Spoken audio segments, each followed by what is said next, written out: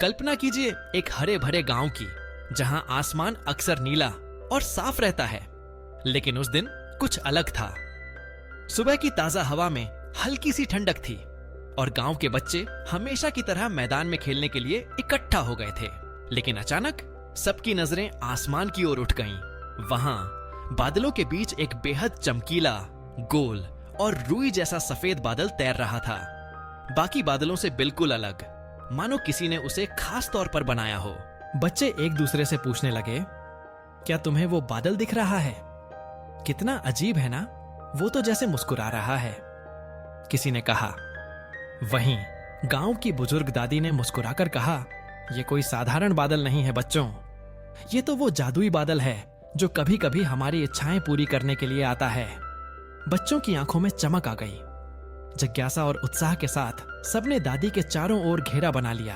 दादी ने अपनी नरम आवाज में कहना शुरू किया, ये कहानी बहुत पुराने समय की है, जब मैं भी तुम्हारी तरह छोटी थी।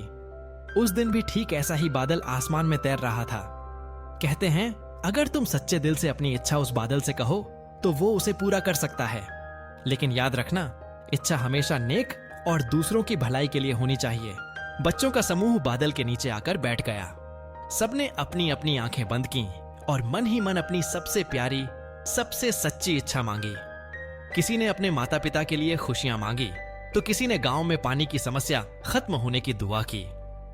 छोटे अर्जुन ने अपने बीमार दादाजी के लिए स्वास्थ्य की कामना की तो मीरा ने चाहा कि उसकी छोटी बहन की पढ़ाई कभी न रुके। कुछ ही देर में हवा में एक हल्की सी सरसराहट हुई, मानो बादल ने बच्चों की बातें सुन ली हों। अचानक गांव के कुएं से मीठा पानी उबालने लगा, जिसे देखकर गांव वाले हैरान रह गए। दादी की आंखों में आंसू थे, क्योंकि उन्हें पता था कि ये कोई संयोग नहीं, बल्कि बच्चों की सच्ची इच्छाओं का असर था। दिन गुजरते गए और गांव में खुशियों की बौछार होने लगी। अर्जुन के दादाजी धीरे धीरे ठीक होने लगे। मीरा की बहन को स्कूल में छात्रवृत्ति मिल गई। गांव के खेतों में हरियाली लौट आई।